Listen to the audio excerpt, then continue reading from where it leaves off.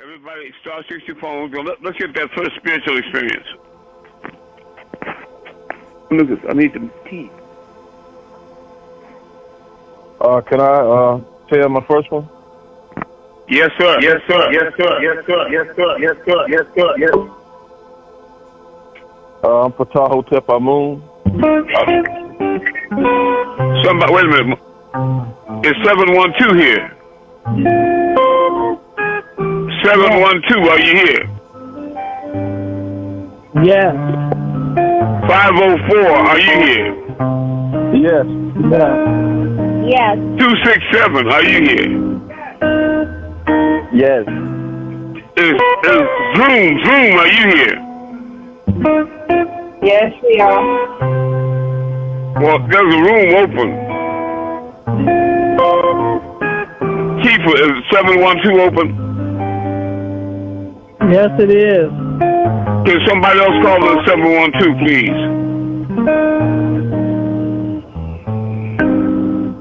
I'm already in 2 rooms. I can't do it. Amun Patah, can you call in the 712 also? I'm in 712 and 504. Okay, but I need somebody else to call in 712 too, so the line will be open on both ends. Yeah, thank you. All right, I'm sorry, son. Now, your spiritual experience was? Yes, how you doing today? I'm doing great to hear your vibration. Oh, thank you. Well, this is Patahotep Amun. I'm calling about my experience I had. Me and my mom, we got initiated in the master son, Ibrahim, had a group that we went in, was a Holy Tents of Murdoch, which is a spinoff with ancient Mr. Melchizedek, which is the House of Hu. We did a chat. We was doing a chat. We had to dress up in all white. And we was doing we were doing the chat, and it was like daylight outside. I mean, it was shining real good. We were having a class, whatever, and Noble Boda, older Boda was there. It was a lot of us in the room, and we was in a circle, and we having class and whatever. So we started chatting. It had got dark. As we started chatting, the room lit up like the sun was in the room. I mean, it was like a bright all the way around. It was so bright, and it was jet black outside. It's like the sun was in the room with us. I mean, it was like big, and we seen like it was like light beam was around us too when we was doing the chat. And as we left the class and went home, we found out the next day, which was Sunday, that while we was doing the chat, the news media said a mountain came up out the ground. So we had made we all talked about it, had made a mountain appear out of the ground by us saying that chat. It was a strong chat. Mama, you remember that? Yes. Yes, I do. Well, things like that really happen around there, that's for sure. Yes. I'm glad to hear that. I'm encouraged by it. I'd like to hear more from you. Rahul Bad. You say you had another experience too. Yes. My other experience was me and my mom was in Covington at the bookstore, All Odds Either bookstore, AEO bookstore in Covington, and it was like one Saturday night. Me and my mom, and I don't know if you know this guy named Daweed. His name is Christopher Mars. He was in Ansar Allah community. Yeah. He grew up in there. Yeah, me, him, and my mom was in a triangle shape, and we was doing a chat around a green candle one night, and it had been storming. It was storming outside, and we was doing our chat. So the next class, a guy came in, which the next Saturday came in and talked about it. He seen 3 people chatting around a candle, and it was me and my mom. He had seen us, and we chatting around the candle. He had seen us chatting. He told us he didn't know who it was, but we let him know that was us doing that chat. So that was amazing that had happened. All right. You and your mother evidently very spiritual beings. Kufu, are you here? Kufu, are you here? I am. Okay. Sure. All right. So there's 2 people in Zoom. All right. Who has that next spiritual experience they'd like to share with us? I got one. There's 6 people. Okay, go ahead. Go ahead. Go ahead, the spiritual experience. Yeah, this is hard. When All right. I do Rahul back. I do Lyft on the side. For those that don't know what that is, like Uber.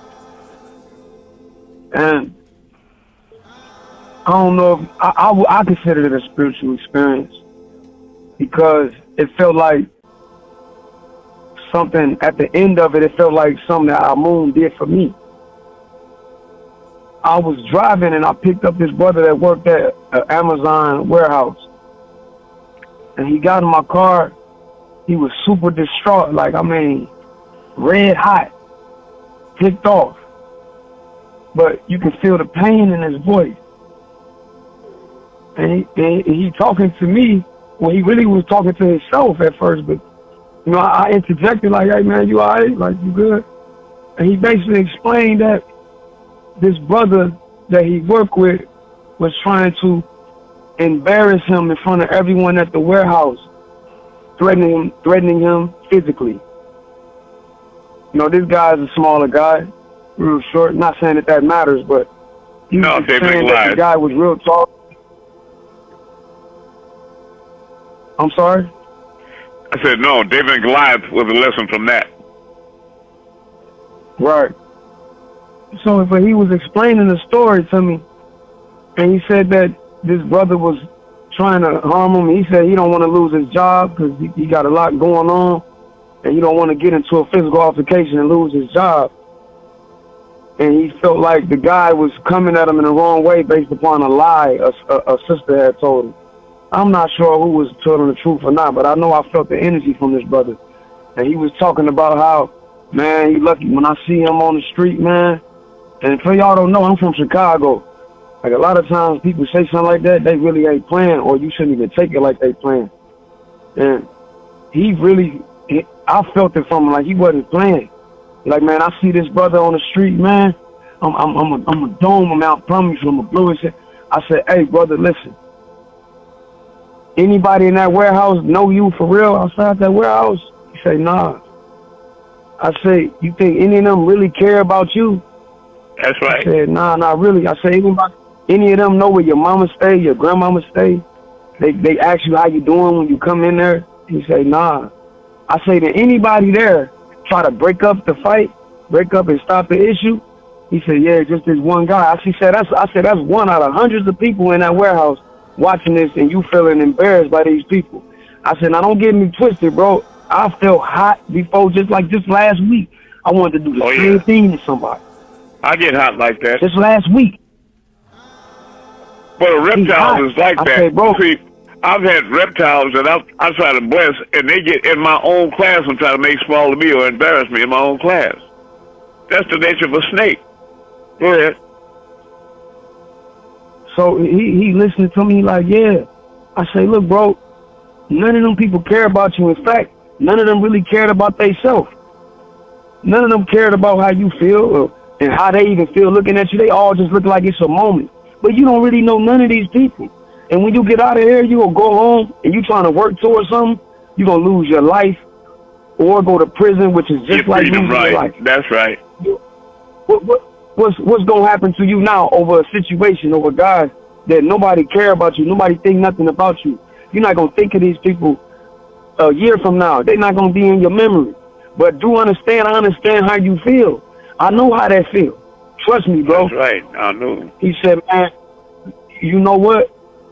That just made me feel way better, man. Like, I wasn't expecting that.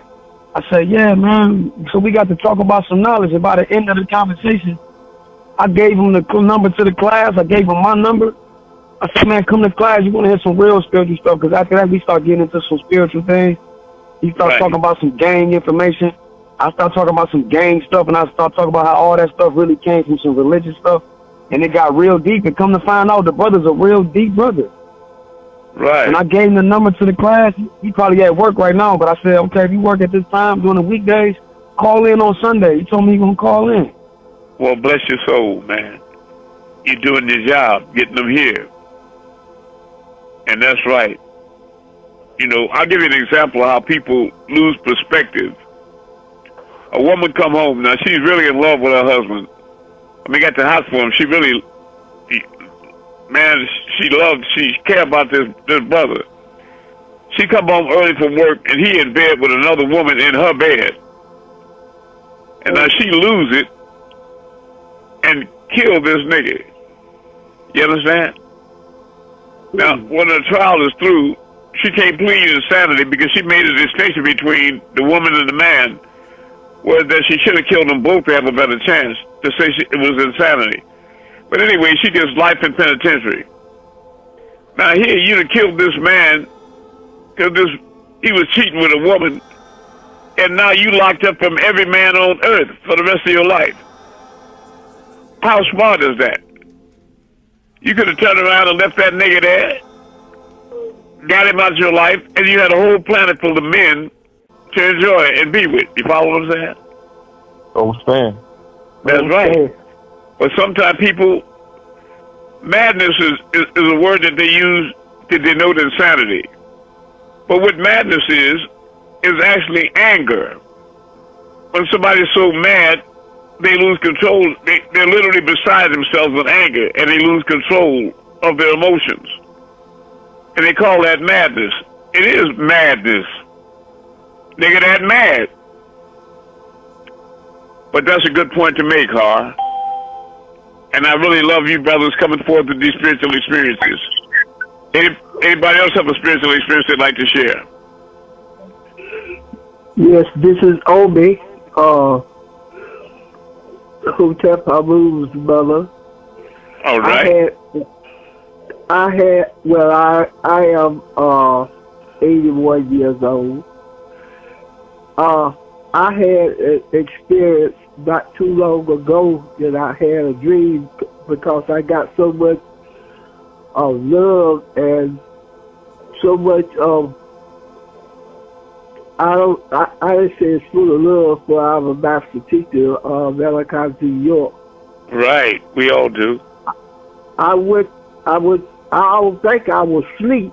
I believe I was just, you ever see yourself daydreaming, but you thought you were asleep, but you wasn't asleep. Uh-huh. And I had moved. Roll back. And I moved in another house, and the house that I moved in was up above the master teacher. And when I walked out, I said, let me walk out here and see how I love to go out and look around and see, trees or flowers or grass or whatever, see how pretty it is outside. Right. And I looked down a little bit, down like a hill, and it was two young couple there. It was a male and female, and it looked like they might have been married or something, brothers or sisters or something. They was close together. And I sometimes told me to keep looking at the front door. And I looked at the front door, and all of a sudden the master teacher stepped There out. it is. Oh, it lit my heart up. I mean, I don't know where I came out of the dream or where I came back to reality or what, but it just... To this reality, yeah. And it's overwhelmed my heart so much that I just started crying. Right. Well, I know how that feel. I know that feeling. I know when he first asked me to move to Georgia, I was living in New Orleans. Well, I follow him everywhere he goes. I was in California, then I went to New Orleans, then he told me to move to Georgia. And I still had the trucks out there, the big giant trucks, and I moved here with 13 people. So I was in the house that I bought, the property. I was in the bedroom sleep, and I got up that morning because he wanted me to come to the land. And I got up to walk to the bathroom, and in the kitchen, in the corner, I saw him dressed in black, like an Indian, in the Indian garb, and he was pointing his finger, arguing at somebody I couldn't see, or talking strong to somebody, pointing his finger that I couldn't see. I was standing up there watching him until I couldn't. I told him, I said, wait, brother, I can't hear you. I got to go to the bathroom. I'll be right back. I go to the bathroom. I come back, and he's gone. He's not there anymore. So I took my bath, and we all got on the trucks and cars, and we tailgated out to Tamaray. When I got there, they stopped me at the gate and said, Yanu wants to meet you at the train station. So I drove one of the big trucks over there, and I put the tailgate down, and somebody started sitting on the tailgate just swinging our legs waiting for him. Uh-huh. He came out of Solomon's Temple, and he had a little being walking next to him on his side. It looked like a little alien to me. And I jumped down off the tailgate, and I said, can I shake your hand? He said, you have to ask me that? I said, well, I'm approaching God. He said, I'm approaching God as well, because he was walking toward me, and we embraced like that.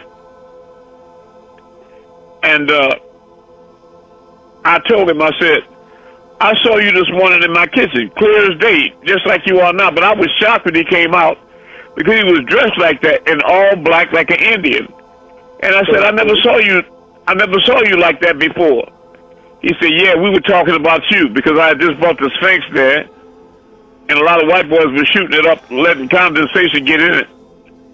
You know, so he was arguing with somebody about me with the Sphinx that I put together for his birthday on Savior's Day. Uh-huh. And I said, I saw you. He said, you were supposed to see that. And I said, I did. But I never saw you dressed like an Indian like that before. He said, yeah, you made that happen. And I understand that, because one time I was in bed, and it was time, I had to go to Tamaray, and I brought a lot of people out there with me, and we went on that sandy beach, and I sat at a green table. The night before, I had a vision that he came over to me to that same green table on that beach. Okay. And we stayed out there a long time. It got real dark, and he finally came. They appeared like he always do, with an entourage behind him. And he started walking down them steps in the dark, across that sand, straight for the stage.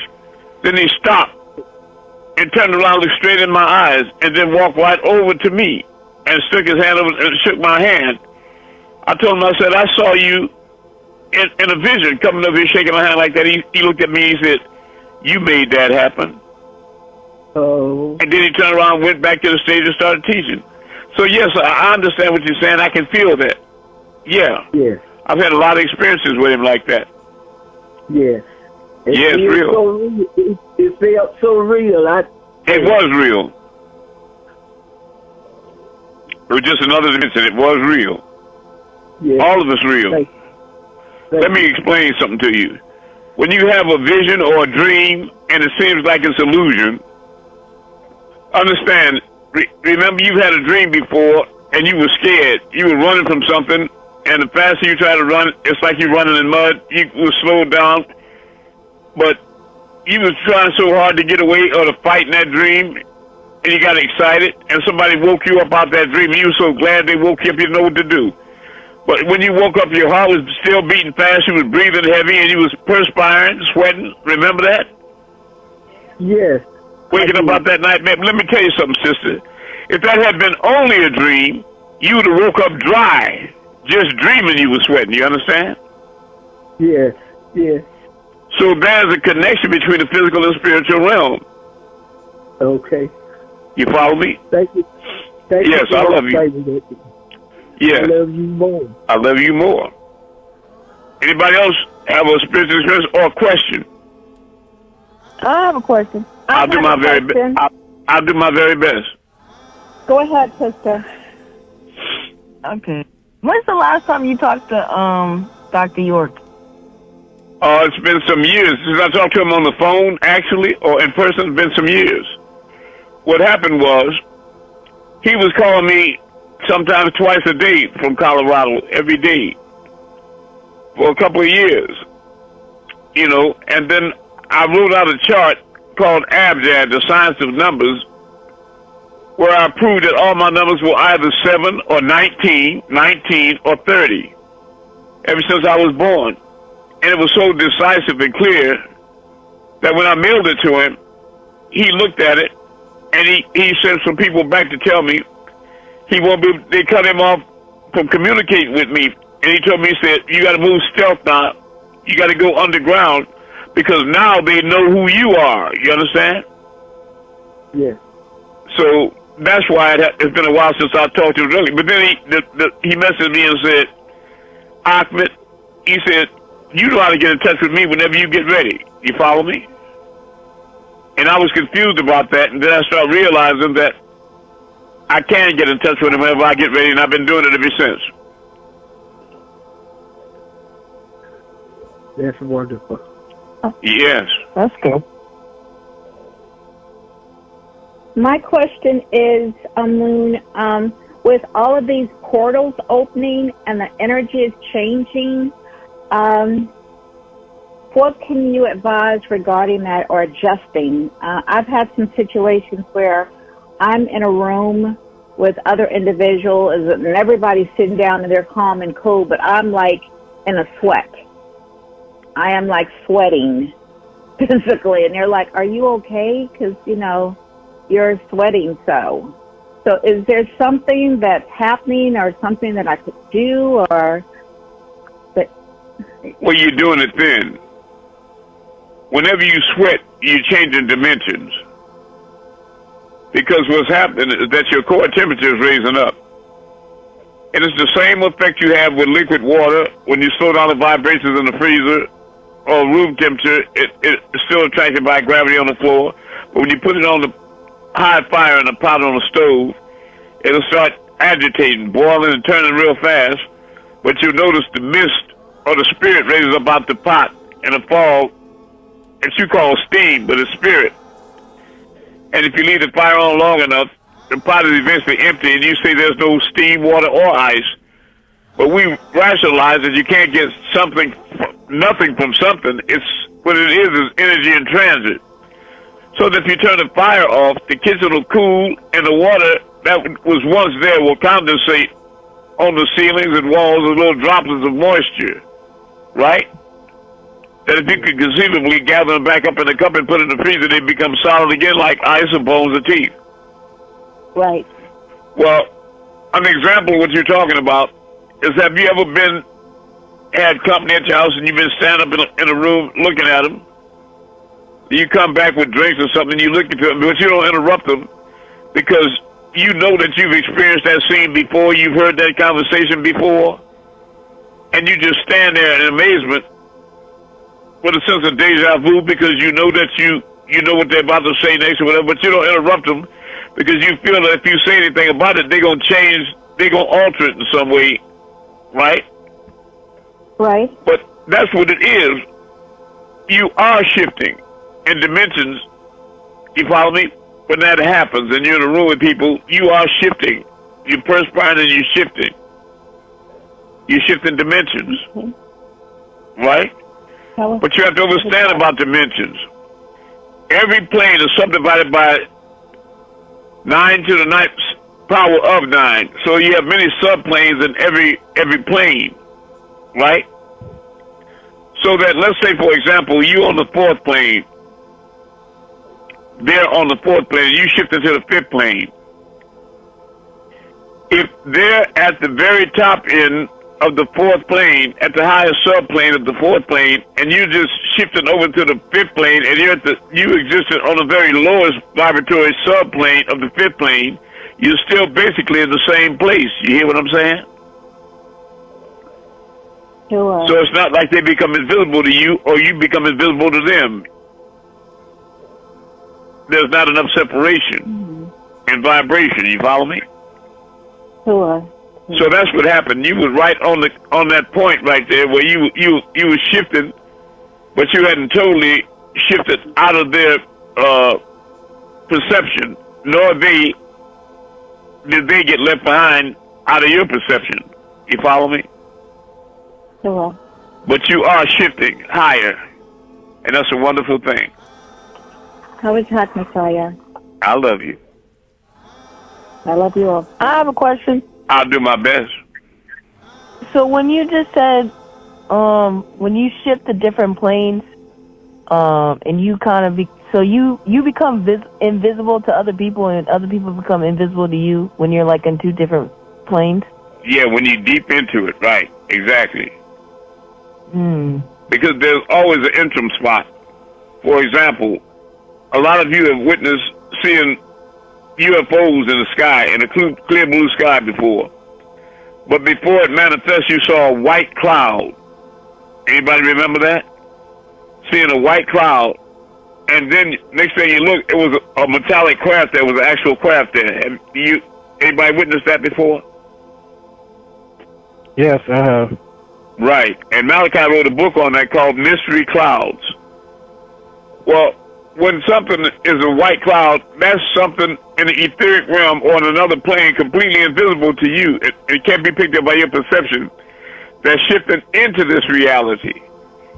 And they appear at first coming out of that etheric realm as a mist or like a ghost station, a cloud, a white mist. And they lower their vibrations even more, and they take on the magnetic grid here and become solid, actual and time-bound right in front of your face. That's an example of being right in between realms. You follow what I mean? It's not like you jump. It's not like you jump from the physical realm to the spiritual realm. There's a vortex, a gateway, a porthole that straddles both those realities. You don't just come from spirit and then pop physical, you understand? Mm-hmm. In other words, you won't be vibrating so fast that you're invisible, and then you just pop into the physical plane and they can see you. There's a pause, an interim spot right there where you might just appear to be like a ghost station or a mist. You follow what I mean? Before you totally solidify.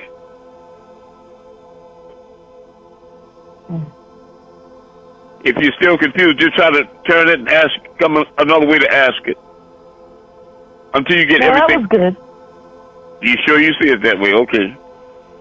Very good. I like these questions. Next question. I got a question, Amun. Speak up. Enoch, Idris was the one that went to the next realm physical. Will other beings be able to do the same thing? I did the same thing more than once.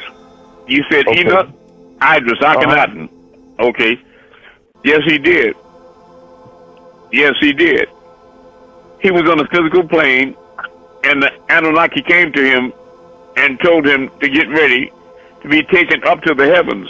And then he had a day to inform his sons, and etc. That what you speak about in the tablets? Yes. Yes, exactly right. That happened to me more than once. So I'm here to testify to you all that this is all real. It's very, very real. It's not your imagination. Okay. Because the truth is more beautiful than any fantasy you could ever weave. You hear me? Because all that about angels and heaven and all that, that's real. Just don't ever forget that all that about draconians and hell and death and damnation and curses, that's also real. Understand. And I got another question. I'll do my best.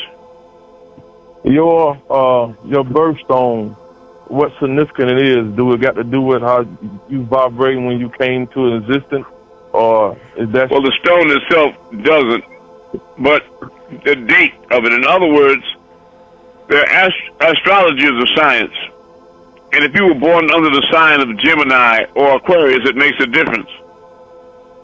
Because you're 33 1/3% your father, 33 1/3% your mother, and 33 1/3% yourself, making up 100%.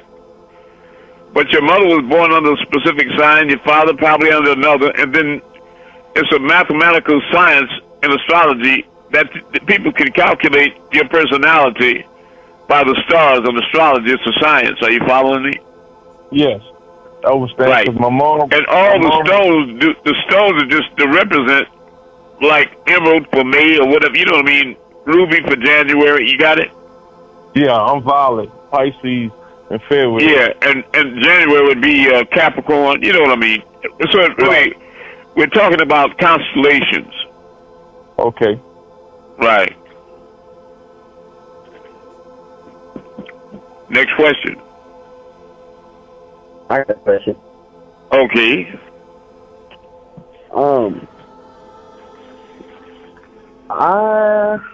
I've been using recently at work, I've been familiarizing myself with ChatGPT, or another. I'm sorry, you've been doing what? Can you speak up, please, son? Yeah. I've been familiarizing myself with ChatGPT, or in other words, AI. Yeah. Is there anything I should know about AI that I feel like there's some more to AI that I'm not fully aware of? Is there anything Well, let me try on that you could think of? Yeah, what it really, the letters represent artificial intelligence. But there is no real thing, no artificial intelligence, because all intellect and thought comes from the same source. But what AI represents is what you call carnal or demonic beings that are trying to use things in the physical plane, like computers and different things, to access the spiritual realm, right? You follow what I mean? Okay. And they have a lot of success in that to a certain degree, right? Okay. But all their cyclotrons and everything they use, they can't compare to you as a deity directly connecting to the higher realms through turning yourself inside out. You follow me? Because physical always has a limitation. Because what they're trying to do is access information from information. Are you following me? And what information is anything that's outside of your perception. It's just like if I ask you, do you believe there are stars that exist beyond the myopia of man's greatest telescopes? In other words, are there stars beyond the ones that you can see with all kind of optics and anything? When you see the furthest star you can see, do you believe there are stars further than that you can't see? Gotta be. All right. But that's information, right? When you look into an electron microscope at the tiniest particle, do you believe that there are particles that are smaller than the ones that you can see when you see the smallest one that the microscope can pick up? See, that's the reason you need a spiritual guide sent from the Most High, right? And because people with their AI telescopes and microscopes, they can see into other realms that are beyond your perception. They can see stars with a telescope that you can't see with your eyes. They can see microparticles through a microscope that you can't perceive with your eyes. But in order to see stars beyond the myopia of man's greatest telescopes, you need information. And the problem with trying to reach spiritual realms from the physical perspective is just like myself. I can explain life after death because I've experienced it more than once, right? But when you try to describe spiritual things to people in a worldly vernacular, you have to use your larynx. You follow me? And that automatically makes you digress into a physical form. So it becomes hard in the physical language to describe spiritual happenings. You follow? For sure. That's why people like Yahshua HaMashiach and Jesus the Messiah always spoke in parables. Right? Okay. Because they try to develop their own language to explain spiritual things to people in a physical way. Hold on one second. All right. An example of what I'm saying is that, in brief, I know that there's a realm beyond Falut, beyond all, in which all itself exists. It's nothing that you can name. It doesn't have a name. Because it's not conscious of itself, its own existence, because it has nothing else to compare it to. In other words, the way that you know you're you is because you compare yourself to me or others. You follow what I'm saying? You have to have a realm of opposites to identify with. Now, all that exists inside of this state, but it's not even 1% of this enormous existence. You follow me?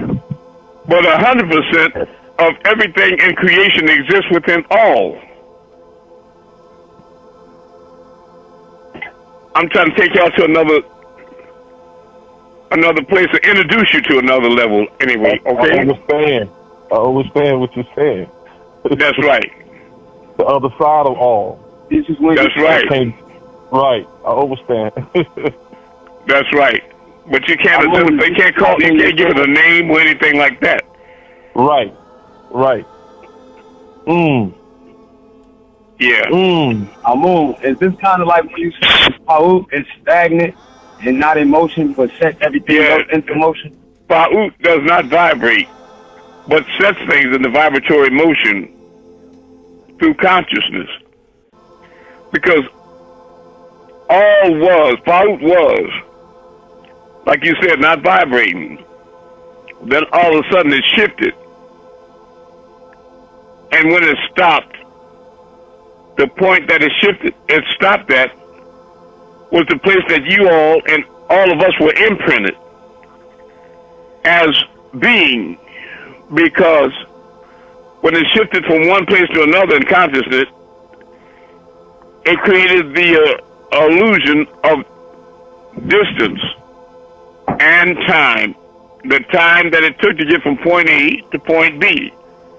And when it stopped, that was the demarcation point that we were all imprinted in as deities or angels or whatever you want to describe. And there, we started spiraling down in consciousness into spirit or soul and eventually into clothier flesh. You follow what I mean? Understand. Right. And that's how it all happened. But we, in order to figure out who we are, had to go through the same process, because we are just duplicates of the same thing. It's only one existence out here. So we had to create the illusion of opposites, the realm of opposites. We had to create a day in order for to perceive night. You understand? We had to create here to understand there, and now to overstand then. But these are all illusions that we created, because dark is perpetual, it's infinite, infinite, it's eternal. But when we created the system, the planetary system, like a solar system, with the sun, and you have Mercury, Venus, Earth, Mars, Jupiter, Saturn, Uranus, Neptune, and Pluto arranged in order from the sun, planets to revolve around the sun, take Earth revolving around the sun on its axis. So what we have is 12 hours facing the sun, and we call that daylight. But the other half of the Earth that's facing away, we call night, when we're on that part of the world, but it's actually shadow, because it's not facing the sun. But as the world turns, what we call darkness eventually turns into daylight, right? And we can make a separation in our mind and say, that was day, and now this is night. You follow what I'm saying? But here's the reality of it. If I took you all outside the solar system and away from the sun, so you were looking down on the sun and the planets, if you were not under the sun, would it be day or night there? What time would it be out there? Shadow? No, it would just be. It wouldn't be. It would be night. Yeah, shadow. It wouldn't be shadow. It'd be night. Right. Right. Exactly. Right. Dark. It would be night. Yeah. Yeah, that's right. So you wouldn't have any time. The time would be now. Do you understand? Because without day and night to separate, you can't have the illusion of time passing. Right. You know, like 12 hours day and then 12 hours night. They create the illusion of time. If you didn't have day to separate the night, it would also time would be now. Right. And that's the ultimate reality. The time is now. There is no time. This was a system created by the deities, the Elos, right? Which are the highest of deities. And these Elos exist in a realm that's beyond the flights of your imagination. But not to worry, because one day you'll be on the level of consciousness the ELOs exist on. But it'll be amazing to figure out what level of consciousness the ELOs will be on by then. What I'm saying is that the meanest earthworm will eventually be on your level of consciousness in time. And you'll be on the level of an ELO in time. But where will the ELOs be? Yeah. There's no ceiling to this. No ceiling to this. Sister had a question back there? Yeah, I was wondering, is like, since you were just talking about there's like no time, right? Is there like even, like, do we even need sleep necessarily? No. No, you don't. You don't need sleep or food in your original state. But this is not your original state. You are not this body. You are not this situation. You're only watching this happen from above. But there is no time. Time is just like a DVD. You put it in the machine. It's a round disc with a central pin. You play the movie, and that's the beginning of the movie, right? Uh-huh. And then if you fast forward it, won't that be the future? Uh-huh. Yeah. And if you rewind the movie, won't that be the past? Yes. Uh-huh. But in reality, on close analysis, you have a round disc that's just going around and round. It's not going from point A to point B in a linear sense, right? Uh-huh. In other words, it's not. So, It's just going to. Okay. Well, look, they understand. That's why when you look at the clock on the wall, is time going from point A to point B in a linear sense, or is it just going around and around on a central pin in the hand? Around and around. Okay, now I want you to look at, when you look at the solar system, sister, you see the sun in the center of the central pin, and the earth just goes what? Around and around. uh-huh. And it takes you 365 days by your calibration to make one circumambulation. But you calibrate that by 24-hour days, 12 hours a day and 12 hours a night. That's how you're coming up with your time. You follow me? Uh-huh. So a quick question is, when you just said that my higher self is looking at what I'm looking at now. So, like, how am I trying to ask this? So, like, Take your time. So basically, does my higher self kind of already knows, like, Yes. I guess you could, my ending time necessarily? Well, your higher self is you and has no ending time. Oh, but I meant, like, I guess you could say on this Physical plane. Yeah. Okay, you see, you have to look at it like this. Uh-huh. You're a character in a story that you wrote. You follow what I mean? Ooh. That's right. Yeah. So if you like Becky and Tom Sawyer, and you create the illusion of trees and water and all these different things in the little house and Aunt Becky in your mind, then you project personality down into that character as Becky. You follow me? But she's not really you. It's like the Creator created you in this form and then merely shared by blowing his breath into your nostrils, and thus you became a living soul. You follow? So that's what I was trying to tell the sister before about there's a connection between the spiritual and the physical realm. The characters in the story, although they are fictional, they have an air of reality because you share some of your essence with the character Becky, right? But the problem at the root of the difficulty is at the root of the problem is if you keep identifying with your character or the physical body, this is me. Remember, the character of the story had a beginning and therefore has a what? And That's the answer to your question. You see that? That's the answer to your question, sister. Remember, we are spiritual beings. That's why Father Baba Yanu kept saying you have to learn to turn yourself inside out.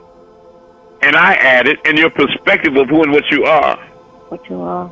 Okay. You have to identify yourself with the deity inside of you rather than the reflection that you see in the mirror. Understand. So, Do you kind of find that when you like meditating? I'm sorry. It depends on what you're meditating on. Okay. So we existed in the void, then we were imprinted? Say it again. We existed in the void, then we were imprinted? Okay. Yep. You're beyond the event horizon. You are Faout. Just in a definite article, from a physical perspective, they call you the all. But when you were from your long home on a loftier perch, you were all.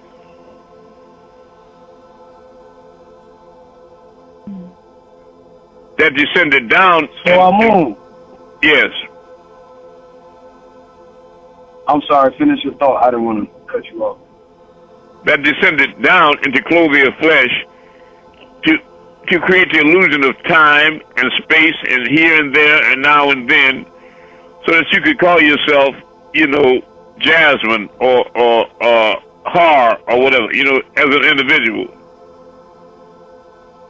Rather than what you really are as part of the collective that we call all.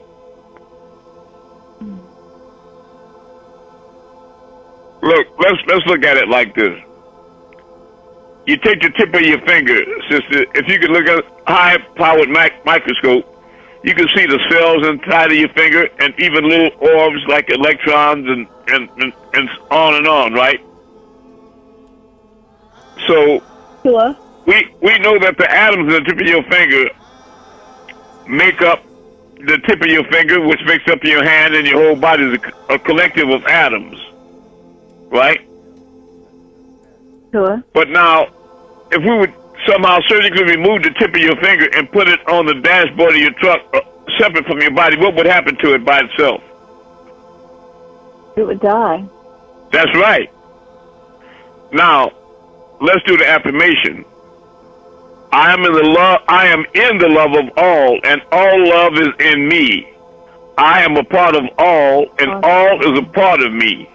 I am one with all, and all is one with me. I can succeed as a part of all and fail as an individual. I can be all that I wish in all, as long as my wish is to stay in all. I am never alone. All is, I am. All can, I can. All does, I do, Star Mover. You follow me? But you have to understand that atom in the tip of your finger, as above, so below. Because they called you Adam, the Adamic race, right? So that you, as Adam or Hawa, are just one being inside the multiple collective of all, right? Like that atom is a part of your body. You follow what I'm saying? So as long as that tip of that finger is one with you, it'll have life. But as an individual, it'll die. Now you, as Adam or Eve, as long as you stay in all and are one with all, you'll survive. And you can do everything that God does eventually. But if you separate mentally like a reptile, you understand? Then death and hell are realities to you. You follow me?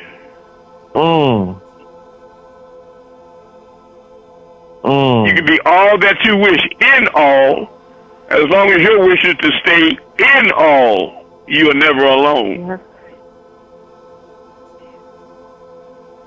Right. As above, so below. You have the solar system above you. And the sun, or Sol, and that's the root of the word soul, solar, is soul. And the planets revolve around it. You take the ET off planet, it spells plane. And it also take that ET off, as plan ET. And beneath the sun, which is that light quark, that radiant energy that gives life to the planets, you have a solar system, like the solar system above you. And in the center of your solar plexus, you have that central sun that gives off light and heat. That's why you maintain a constant body temperature of 98.6 regardless of outside surrounding temperature. Even if it's below zero, you're still 98.6. And you give off, that sun gives off light as well. And you can burn calories, and the proof that there's a fire burning is when you inhale oxygen, exhale carbon, that's the sign of a chemical fire burning, right? And below you, you have the atom that has a quark in the center of it, with 2 electrons in the first case shell, 6 in the second, then 12, on and on, which makes it a miniature solar system. But they spell atom, A-T-O-M, to confuse you.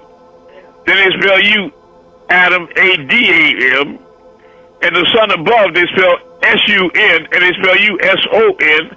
All this is confusion to throw you off. You follow me? So, as above, so below, meaning that the character in the story has the air of reality because it's imprinted from the original. You follow? I don't want to lose y'all. I'm not trying to do that. No, I understand. Okay, I understand. Okay. But I need everybody to understand. Go ahead. Okay. Sure. That's why So I that encourage you to first ask imprint, questions. Yes. That first imprint, or that first vibration that was sent to vibratory motion, would that be Om or Amun? Yes. Yes. Okay. Now, since that is let the me first explain. imprint, Let me interject and make it clear for you.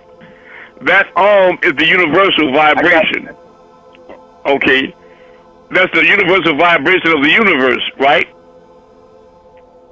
Because, repeat, say the word universe. Universe. Okay. The first part of that is un, U-N, which is one in French, or uno in Spanish is one, right? And verse really means against, like Holmes versus Ali in a fight. So universe really means, it means against the oneness. Against the you oneness. hear me?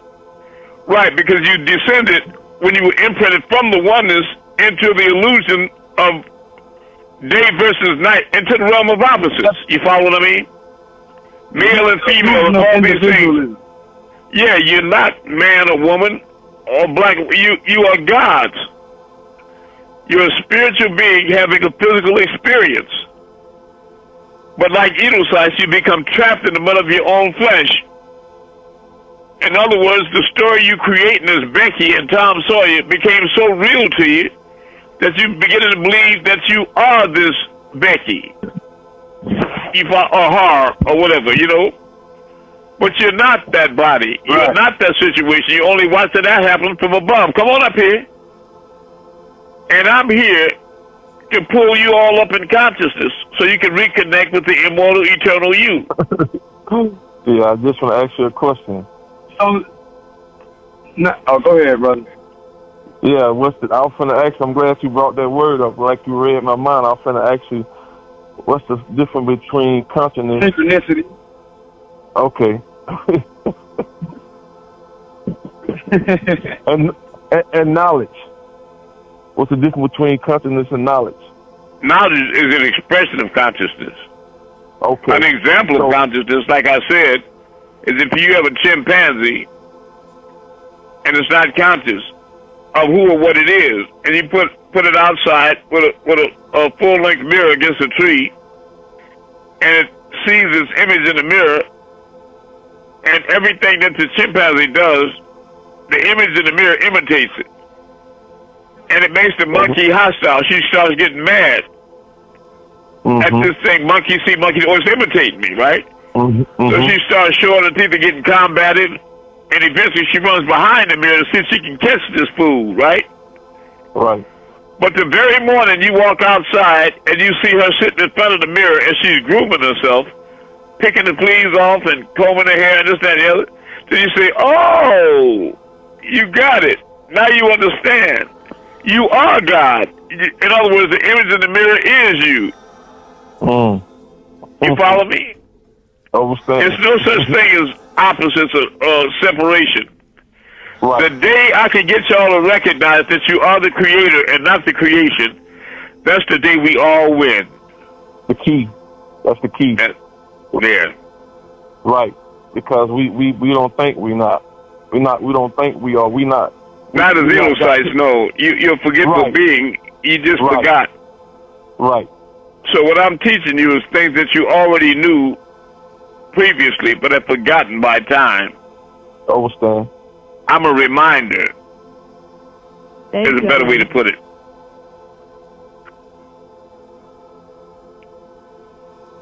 Thank you. So, Amun. I love you. Yeah, thank you. So, Amun, that first imprint was Amun. Does that mean all of our souls and our higher self? That first imprint from Paul was Amun. So, since that's the case, isn't that kind of equation how you're trying to recreate yourself?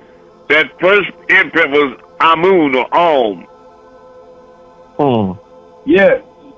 So that's why when you go to Revelation, when you go to Revelation 3:14, of the angel of the church of Laodicea writes saying these things, the Amen, faithful and true witness, the beginning of the creation of God. You see?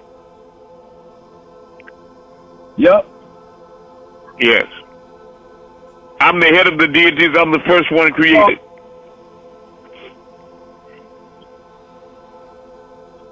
So you trying to make us like you, right? I'm trying to make you all remember you are like me. Oh, you like, yes. That's why when you send the spiritual packages, listen, that's why when you send the spiritual packages, I always include your sacred name so that all of you eventually will be named Amun. Are you following me? So that when we move a star, for example, at night, we do it in the name of Amun. I want y'all to know that we're doing it as a collective. Because I don't want to be a central figure that's charismatic to a group or a leader. I don't need followers. I want you all to walk with me. You follow me?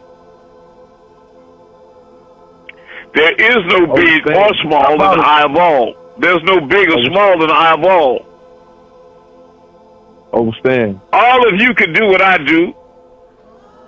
It's just like this.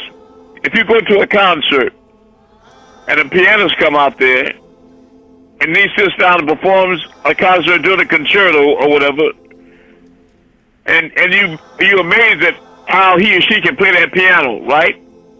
Right. Only the pianist knows that every one of you have the potential to do what he or she is doing. Understand. You follow me? But they learned how to play the piano. You understand? Understand. So every God knows that you are all potentially gods. You all have fingers to play the piano with if you would just talk. And that's why I'm sent here as a teacher. To teach you how to move stars and perform miracles again. You understand? Understand. Or as a but it's reminder, like the language that Hart teaches. He knows that all of you have the potential to learn that language. But if somebody asks you to just speak Nawapi, you can't do it. You just listen to the pianist in amazement. But like I said, the linguist or the piano player, they know that you all can do what they do. I'm a Messiah, the Messiah, and I know that you all can do what I do. Because we all are one. The ultimate reality is there is no you and me. Rahubat. There is no you and me, or now and then, or here and there. There is no us without you. Spell it. Spell us. There is no us without you. U.S. I see that. The devil thinks everybody's an individual. He got to get his, and he's doing this. You know what I mean? You follow what I'm saying? True. But certainly you were heedless of it, but today we are trying to remove from you your veil so your sight will be sharp. But the devil has scales on his eyes. He can't see anything. But he thinks he can see everything. You follow me? Follow. Except there's no such thing as things. So if the devil knows everything, he knows nothing. Nothing. Because there's no such thing as things. That's right. He knows everything about nothing.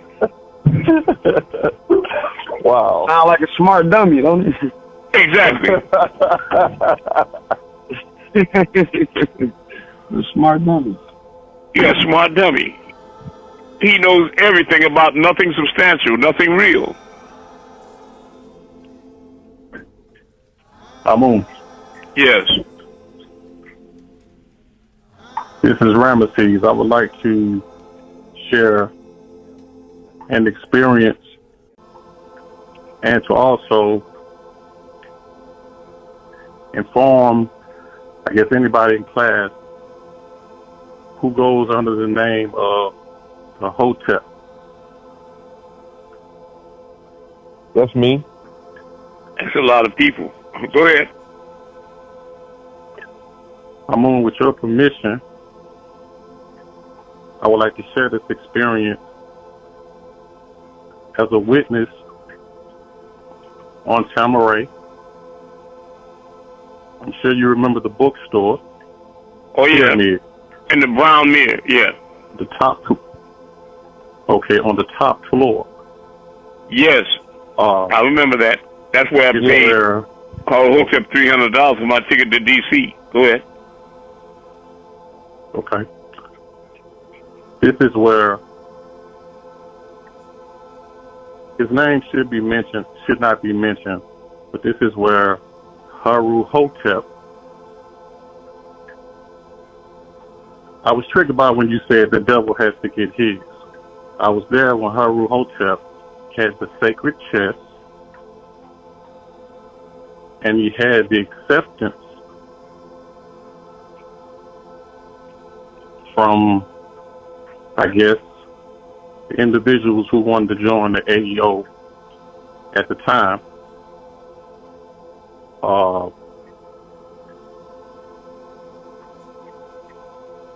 Abanubi Ruka Batar was already gone at that time. However, Haru Hotep did a voodoo prayer over the chest. He did not. I believe that. I believe that. He did not do a ancient ancestor. He did nothing that we were being taught that was positive. He used something, I guess, that was from his people. Haru Hotep was a devil and still is. That's why I said I was triggered when he said the devil has to get his, because I was one of the ones that challenged him about what he was doing. And his response was that he had to get his. So, I would just like to say, for the ones who have ancient Egyptian order acceptance with the name Hotep at the end, I'm a witness to your acceptance being accepted under voodoo rites. Well, they don't have their name changed to Amun. So you saying everybody who named Imhotep at the end of their name is a devil, brother? Is that what you're saying? You see, the way I look at that too is that I know Haru Hotep is a devil, but it depends a lot on the energy coming from the people he's initiating. Because if they're not devils and they see it in a righteous and holy way, that will be their experience. You follow what I mean?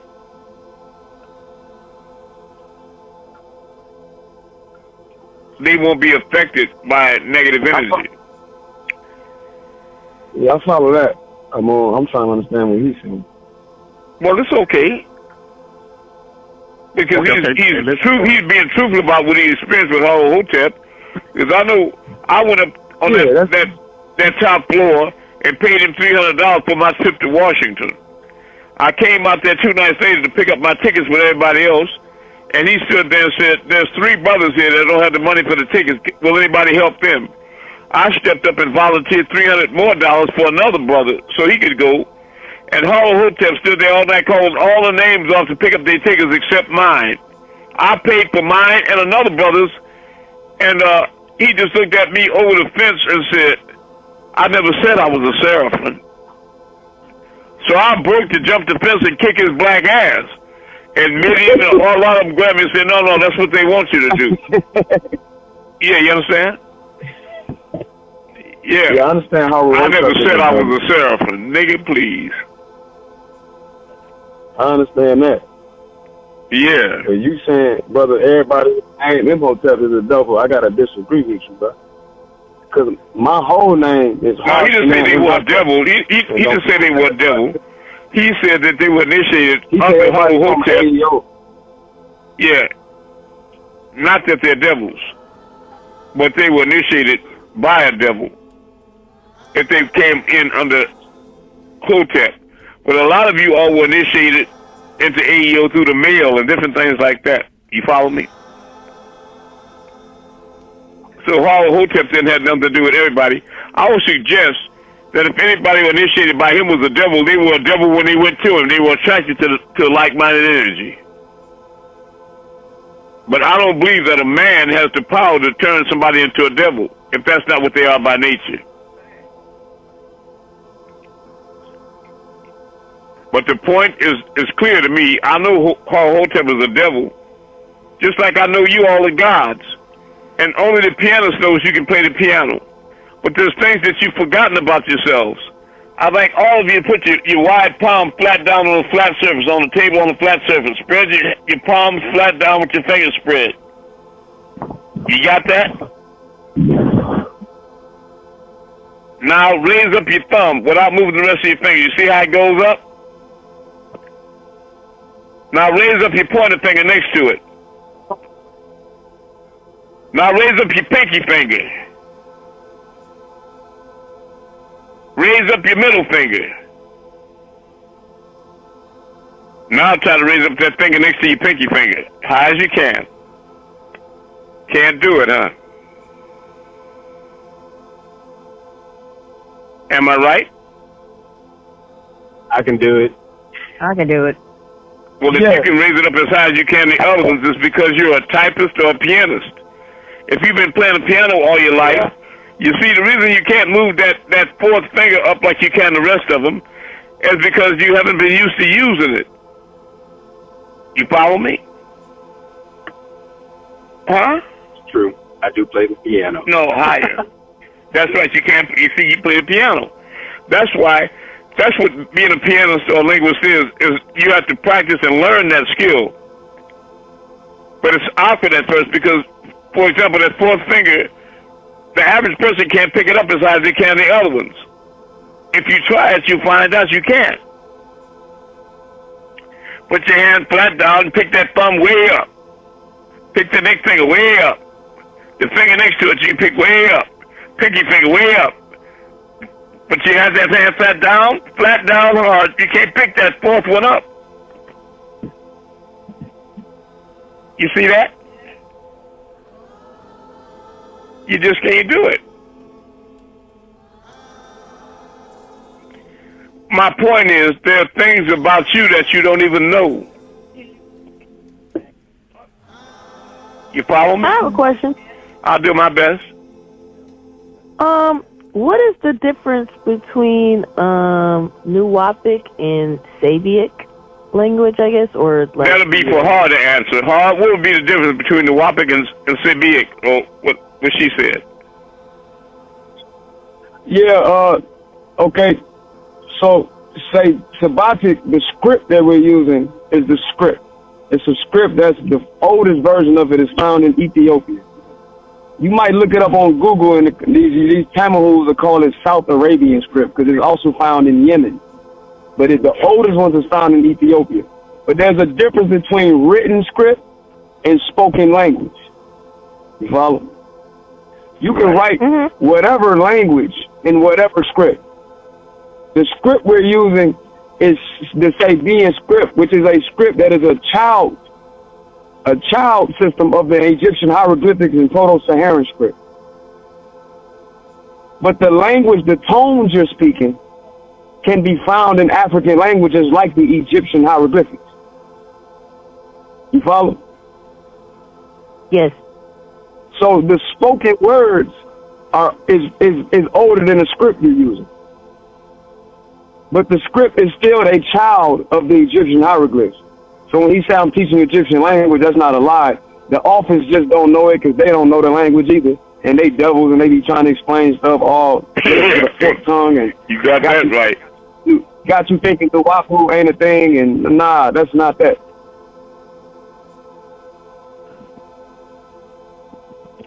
You know, to answer your question, it's not. Some things confuse me too. Like when we look at the story of Job, what's the name of those evil beings that rode down on Job's, stole his cattle and killed his sons? The name of them was what? Right. They would say that's right. Sabians. Right. They rode down and killed his cattle, stole his cattle, and killed his sons and all. They were working with the devil, the Sabians. And you look up the meaning of that, it'd be those with long necks, like the Anakim. Right. So why would these Nawabians call themselves Sabians and identify with demons? Right. Because they was lying about what Sabian mean and not telling them what that means. Saba also means star, like the word for host in Hebrew, Saba. Yeah. They was trying to equate it to a Queen Sheba, but they didn't explain it correctly and tried to say the whole name. That's the whole. I got into a whole debate with Mario Jessup about that on Facebook. Amun got the video. And you tore him. You tore him a new one. Well, can I ask a question? Yeah, he lied to a sister. He got a question for you. 1 second, bro. He lied.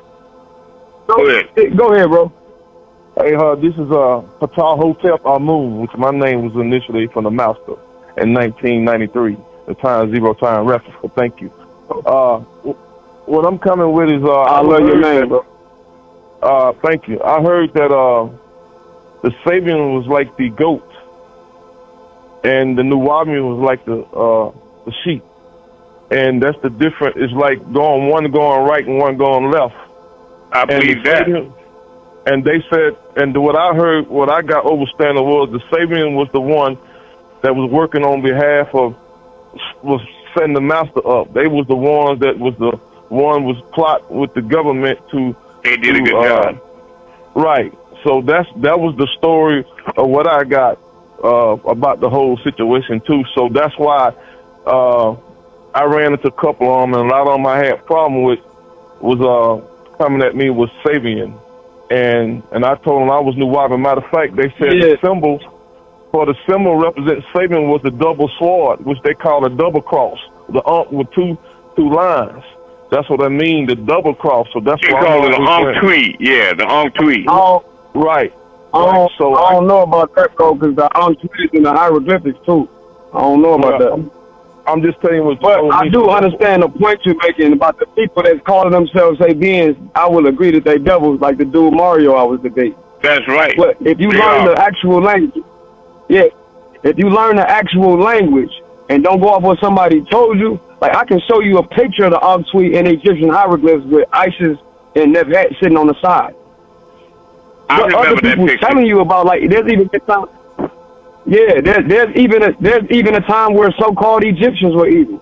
But the issue is this, bro. They're not explaining it because they don't know what they show. If you take my number down, I'll show you these things. I don't want you to believe nothing I'm saying. I will show you. I've been called. The word is Sop. Yeah, it's another word. It's another title for ISIS. Astet. It's Sopdet or Soptat. It means star or to learn something.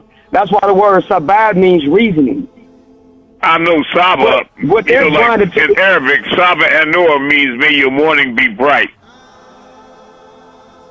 So Saba, right? It comes from a word that's like sunlight. Yeah. Well, the sun is a star. Yeah. Right. Exactly. So that's what that originally meant. But the Sabians in history came later after that. It's a tribe of Nubians that just defected. It's a different thing. But then there's Queen Sheba, who deal with Solomon. That's the same word too. All right. Okay. What's your question, bro? Okay, what is your question, sister? I have a question also. He still ain't even asked the question.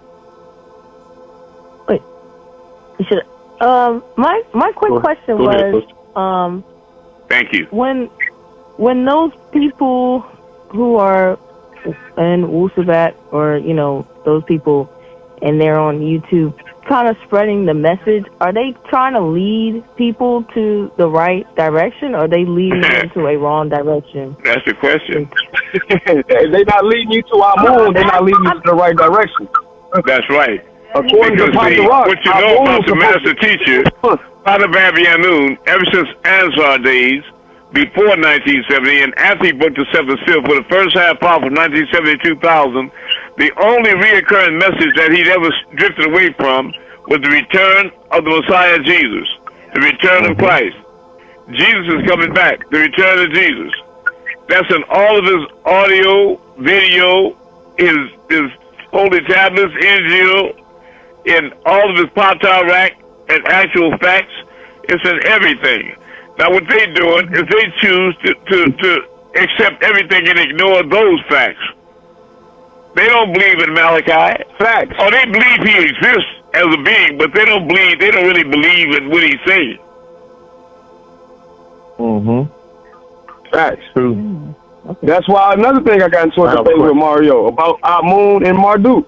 He tried to make Marduk the Messiah, and I'm like, no, it's Amun. And I'm using, now these people will tell you to read the actual facts, but they won't even quote it to you. But in the actual facts, I'm quoting and in the Pasarok, it clearly say that the Amun is the next one. I can show you in many different places. So they some of them are just acting like they are trying to lead you to the right way, but they really lying. Like when they read Amun letters, they'll read his letters, and then as soon as he starts talking about Amun in the letters, they'll turn the music up. That's right. They have a Patarak called the Mwafi Christ, where it mentions that they're going to lie about it. It's a prophecy in that Patarak that says Tamahus and the Garu would lie about it. And they never bring out the book. And I debated Mario about it, and Mario didn't know what the hell I was talking about. They don't actually know this stuff, bro. They just trying to confuse you. That's right. They are, like Malachi said at the Athens ball, Unawabians are those fallen angels. He knows there's segments of fallen angels in this organization, but they're fallen. They're devils in every organization. In Christianity and Islam and Buddhism, there's devils in the earth cast, because earth is a penitentiary for wayward angels. They were all cast down off the sun cycle to earth. This is where the devils are.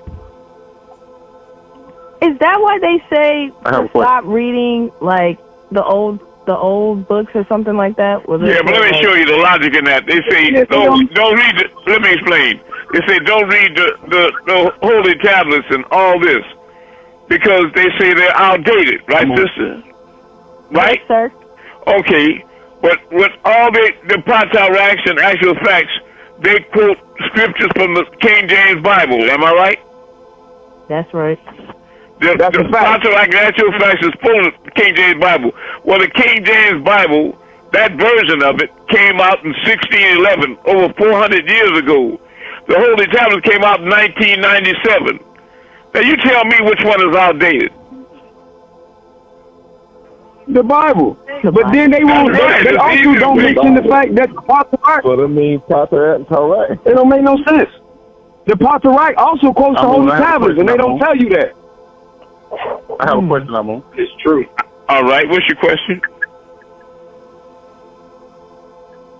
All right, let's take this into consideration. We're dealing with Haru Hotep again. Now, once again, witnessing. I'm just going to state this Sabian doctrine. I was there when Haru was teaching and writing books on Sabian doctrine. Now, would be to you, Amun, considering what you have taught us, because the brother just preaching to the choir about teaching us to bear witness to Amun. Okay? What would you teach us of these Sabians? I wouldn't. Okay. I wouldn't. I would sit here. Let me explain. I can show you in the tablets and all through the scriptures that I was sent on my own mission. I was sent here by Elion on a mission, and Father Babianu Malachi was sent here on a mission. His mission was completed in the year 2000. From 1970 to 2000 was the first half hour. My time to rule is from 2000 to 2030. That's my mission. But I say that everybody sent from Ilion El is like a stair step.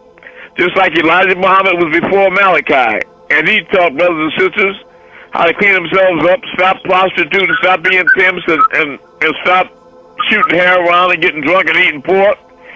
And that was a very necessary part of it. Then when he got finished with his mission, he told everybody to go to the man with the letter lamb. He was talking about Malachi. And Malachi did his mission to raise you up even further. And when his mission was through in 2000, he told y'all, go to Amun.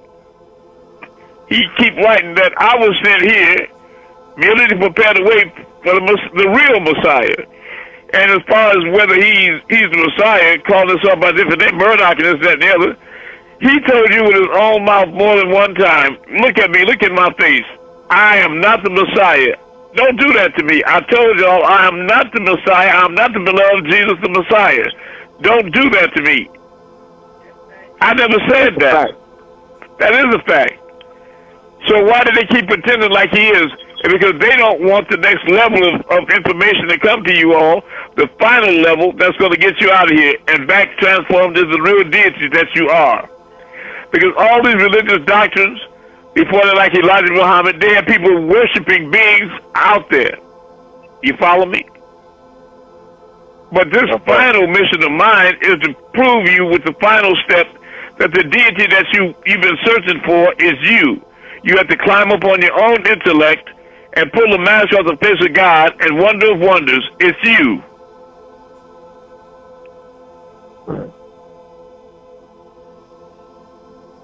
Hey, no more worshiping others. No more worshiping others. Go ahead. May I ask the brother a question? Sure. Hey, brother, what's your name? I want to address you by your name. I don't want to be rude.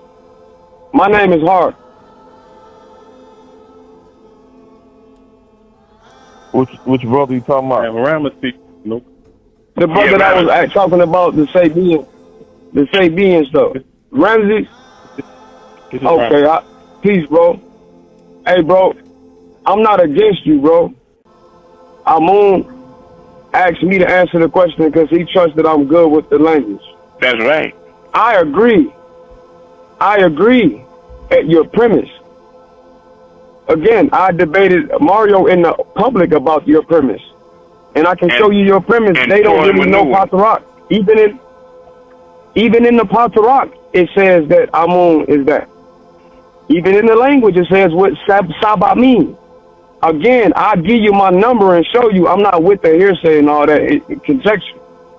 I just wanted you to show me where you get the double sword from that you tried to get that from, where that come from. Because I'll give you my number, and the same picture that Amun just boy witness to that he remembers, I'll send you the picture straight out of the Book of the Dead, which it should be called the Coming Forth by Day. And I'll show you the Ankhtui in there, which we will agree is older than the Sabians, right? Yeah. Hey, what's your name, brother? Okay. My name Har, H-A-R. Har. With all due respect, I'm not interested in any information of the Sabians. It's not from the Sabians, though. My point is that it's in the Egyptian text, which is before the Sabians. So I agree with you. May I please? So again, see, y'all saying the same thing. I give you my number on different timelines. Yeah, we saying the same thing. Yeah, on different we saying the same thing. Yeah, there's no disagreement here, brother. Okay, Har. I'm speaking from the position of the earlier aspect of what you're studying. Your teachers, the ones you're learning from, the books you're reading, we know your teachers. We know what they were involved in at the time. We know what they were doing to people. What books you talking about, bro? Listen, please, Hart. Regardless of what they have I'm trying to understand. That's all. I'm trying to understand. I don't know what when you said that, I didn't understand what books you referred to. I didn't. You said your teachers, and I didn't know. Okay, when you're reading the books, they're author, correct? What books is that? You talk about Patarak? You have books also, right? Well, listen, this is not time no place for that kind of conversation. But what I'm saying is, I asked the Messiah directly, all of you as witnesses, all my classmates as witnesses. He made the statement. All right, I'm good with that statement. That's what's up. But I'm talking about something way before the Sabians. So now you buck dancing around what I'm saying, and it's getting disrespectful. Because I'm not talking about that. Why don't y'all exchange numbers, and then you can clarify that. I offered to give my number. I'm offered to give my number. Let me say this. It's past 10:25. It's time for us to go outside as deities and perform a miracle. I'd like all of you to step outside and tell me what you see in the sky, please. It's Kim. We don't want to keep going over that. You know what I mean? Because you've made yourself clear, already. Yes. Abundantly clear. It's Kim Messiah. I see a star. Okay, you see a star? This Kim? Yes. All right. Move to the left in the name of the Messiah.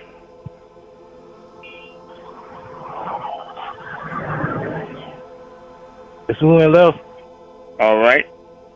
Now go in a clockwise circle in the name of Amun Rayay. And it's going clockwise. Are you speak, Messiah? All right. Now come closer to him in the name of the Messiah. I'm closer. Come close. Coming close. Yeah, now go back out in the name of Amun Rayay.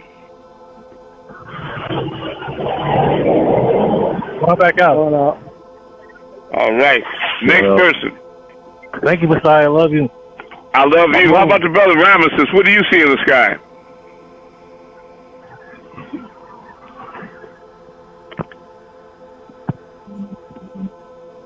Hey, yes. Amun, this is Fatah. Yes.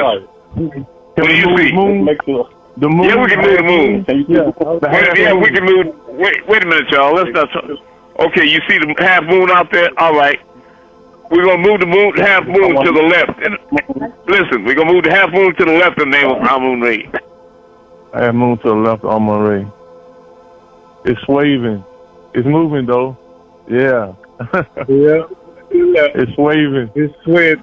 All right, now I'm going to make it go. Listen, you don't have to say anything now because we're on different time. When I say move to the left and you say it a minute later, move to the left, it's a confusion in the command. All right, now look, I'm going to make the moon move clockwise. Now I'm going to make it move counterclockwise in the name of Amun. I saw it. Yeah. Do it again. Wow, look at that. Yeah. Look at that. Wow.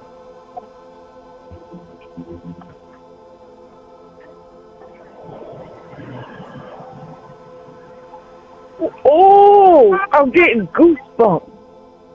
Now I'll tell y'all, my spiritual experience is that I was leading a lot of you all south toward Las Vegas, but I started moving the moon and making it crash down to the earth on all the wicked and evil people, on the devils, and I started sending down blessings on all the righteous, sending down blessings on all the righteous. All right, is your mother here, Amun? Yeah, Mom, you still there? Yes, but I'm not on the outside. She said she's not on the outside? That's strange. No, I'm not on the outside. Okay. Anybody here from London? Bit cloudy this side. Okay. Who's going to be the one more person to move south? What you got in Texas? Not me. Huh? It's overcast here. All right. Move the whole creation. Can I move the whole creation? Yes, I can. Nuka. All right. Nuka's outside. Plain as day. All right. The whole creation is going to swing to the left in the name of Messiah Amun Rayay. It's going left. It's going left. Moving left. Wow, look at the moon. Now, all creation, raise up in the name of Amun Rayay. We are raising up. Going fast. Yep. Now, drop down the name of Messiah. Drop down the name of Amun Rayay. Look at the moon. That's what I saw. I'll make the moon a lot brighter, too.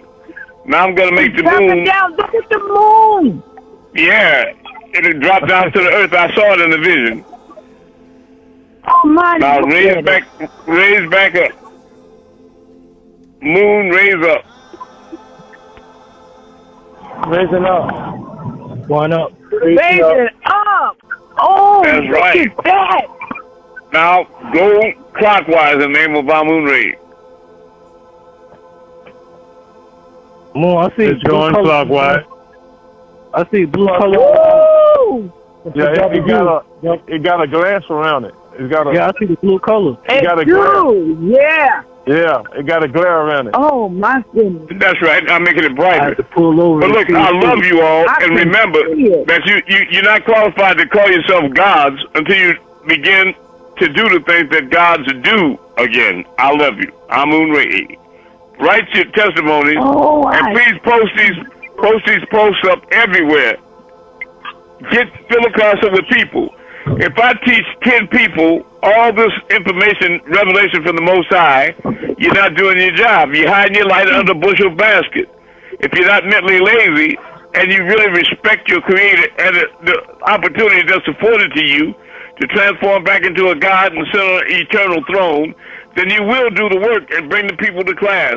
Post up these posts in every large group, in every media outlet.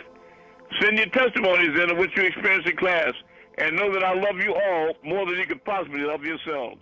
We are all one love. Amun Rayay.